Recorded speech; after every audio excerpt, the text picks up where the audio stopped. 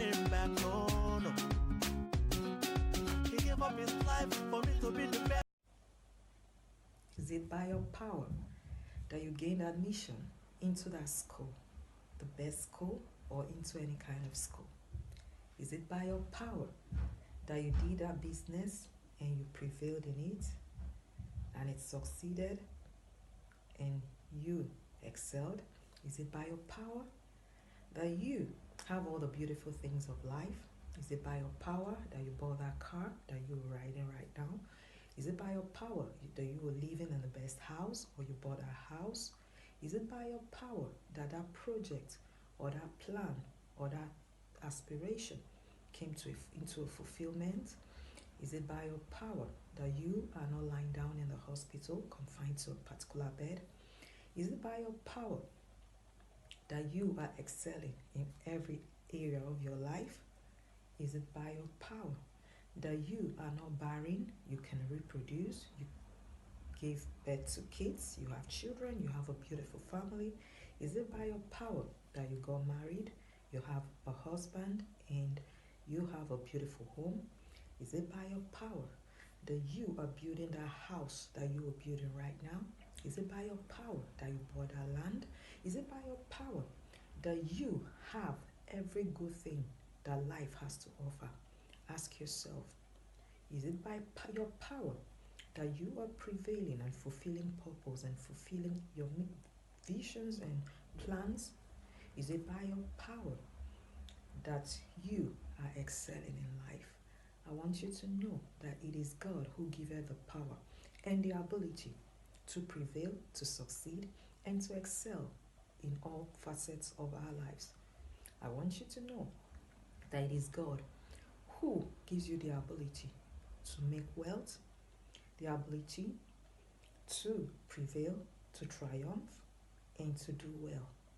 It is God who giveth the power to succeed in life. Never forget that. Somebody might be saying, it is by my efforts because I am hardworking. But I want you to know that if you were confined to a bed in the hospital, will you be able to do that job that you're doing right now? Will you be able to occupy that position that you're occupying right now? Will you be able to fulfill mission, to fulfill purpose, to fulfill those plans and those aspirations and all those dreams? Is it by your power, assuming you were in the hospital, confined to that bed? Will you be able to do that business that you prevailed in, or even marry and keep that beautiful home that you have right now, and drive that car that you are driving right now? Remember, it is not by your ability. It is God who giveth the power to make wealth. God bless you.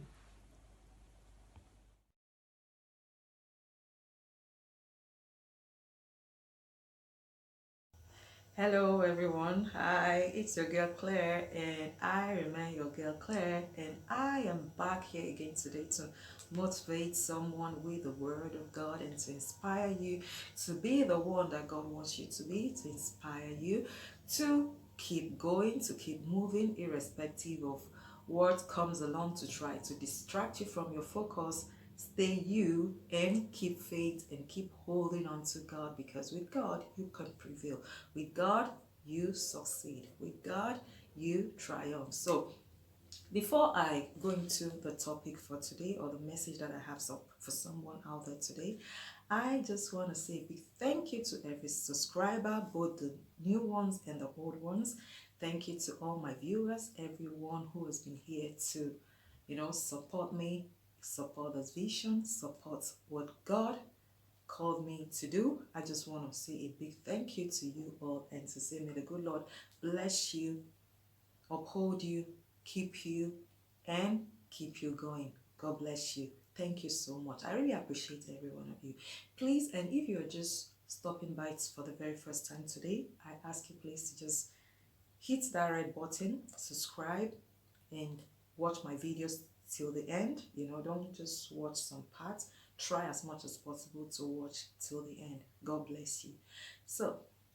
And I also thank God Almighty who made it possible for me to come out here today. It's a new year and we are kicking off, gloriously to the glory of God. So Today, I am out here to actually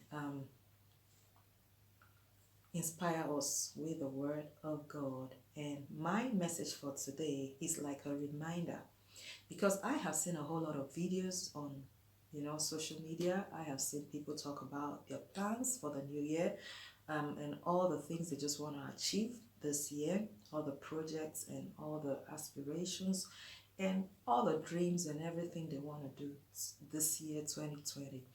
And I think it is beautiful, and I am so delighted that people have plans for their lives, and people want to achieve so many things within the year. So but I am actually out here today because a whole lot of people make plans, a whole lot of people have things they want to achieve, but the question is, where is God at the center of it all? Who takes the glory at the end of the day? Which position are you giving God in all those things that you want to achieve, you want to see come to pass in 2020? Where is God,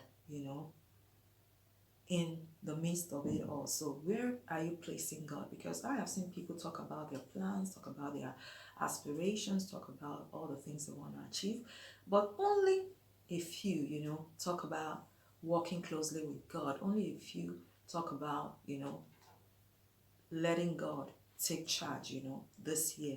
It's good to have plans, it's good to have goals, it's good to write them down, it's good to have a place where you put all of those things down. But the question is, who takes the glory? I learned that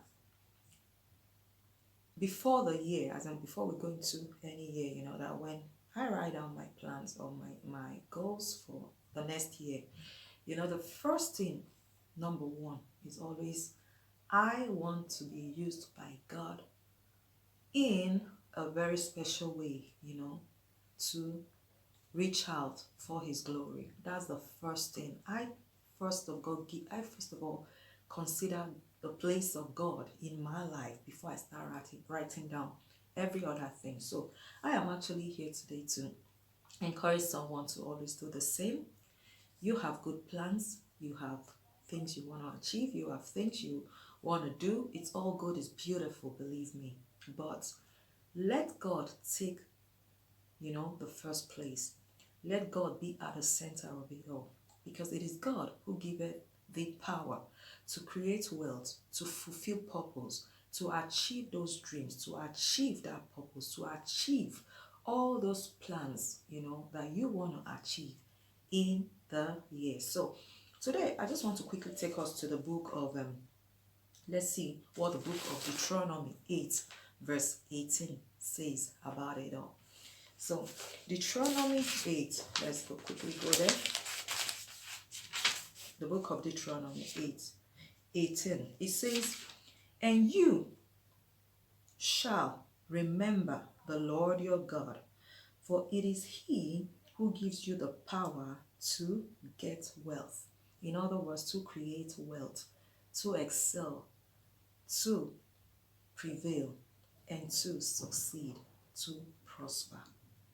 It says, remember the Lord your God, for He is the one who gives you power to create wealth, that He may establish His covenant which He swore to your fathers, as it is this day. The book of Deuteronomy 8:18, it says, and you shall remember. When it says you shall remember, it's not just trying to say, like, okay, you've forgotten, so now you remember.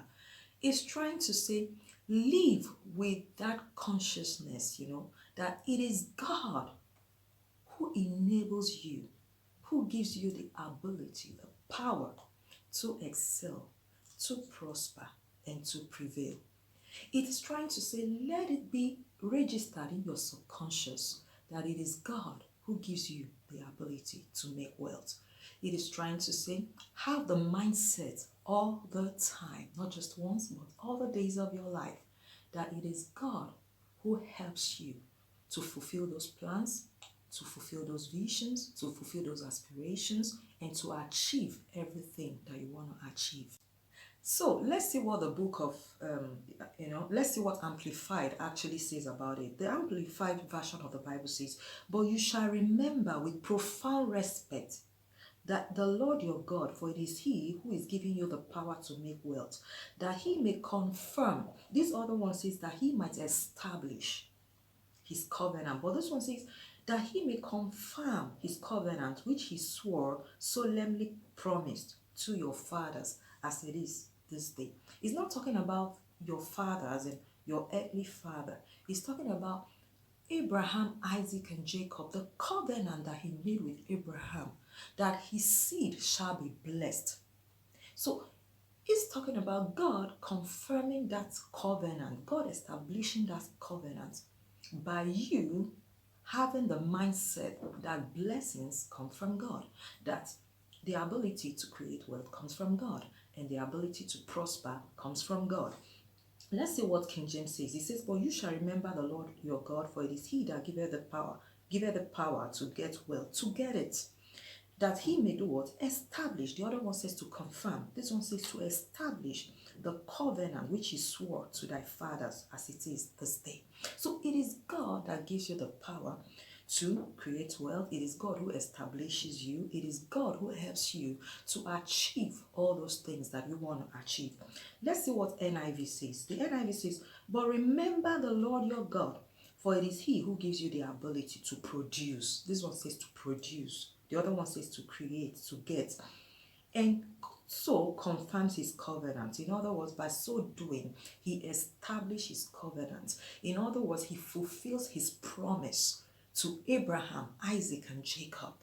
When you remember that it is all about God, it is not about you, it is not by your ability or what you can do or by your efforts, it's not by might, it's not by power, but by the Spirit of the Lord, that you achieve those things that you want to achieve this year. So live with that consciousness, let it register in your subconscious, have that mindset, and walk in that consciousness that it is God who gives you the ability to do well, to excel, and to prosper. It is God who helps you create wealth, to get wealth. So I want us to actually look into the book of Proverbs. Let's see what the book of Proverbs says about this. In the book of Proverbs, chapter 16, verse 3, let's see what it says. Proverbs 16, verse 3. It says, "Commit your works to the Lord." In other words, commit your plans, commit your thoughts, commit those things that you want to see this year, those things you have planned, to achieve this year, those dreams, those goals, everything you want to see come to pass in your life this year. It says, "Commit your works to the Lord, and your thoughts will be established." Oh my God. And your plans will be established. In other words, let God be at the center of it all.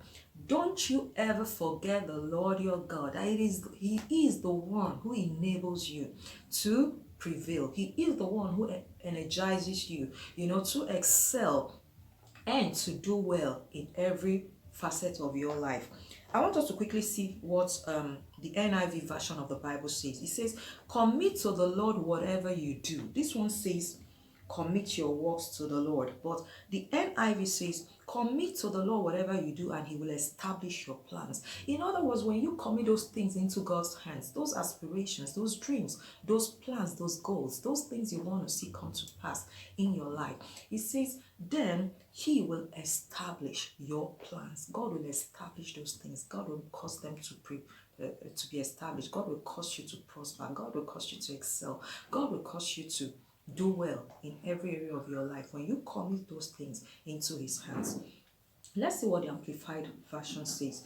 The Amplified says, "Commit your works to the Lord. Submit and trust them to Him." In other words, commit those things, those plans, those things you want to see come to pass this year, those things you have written down. He says, submit them to the Lord and trust God with those things.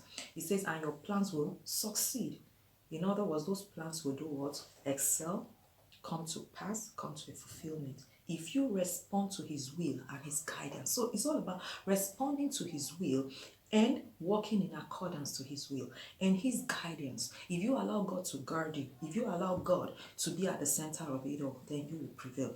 So I am just going to show us an example. Let's just take this as a weight, as a weight. or those plans, those things you want to see come to pass. If you put God here, for example, you see, it drops, it doesn't hold. This way, it doesn't hold. But if you put God at the center, what happens? He becomes your firm foundation. He becomes, the one who holds those plans in his hands, and everything will just work out for good. See, it's balanced. So you have a balance. Everything is working, according to plan, because God is at the center of it all. It is God who is holding those plans. It is God who you have placed those plans and dreams, visions, purpose in his hands. So if you allow God to take first place in your life, you will see things work out together in your favor in 2020. Remember, it is not by might, it is not by power. It is God that gives you the grace to fulfill purpose, to fulfill dreams, to fulfill plans, to fulfill your aspirations. I love you and God bless you. Never forget that with God, all things, not some things, are possible. With God, you can achieve your dreams, your purpose, your plans, and all your goals. God bless you.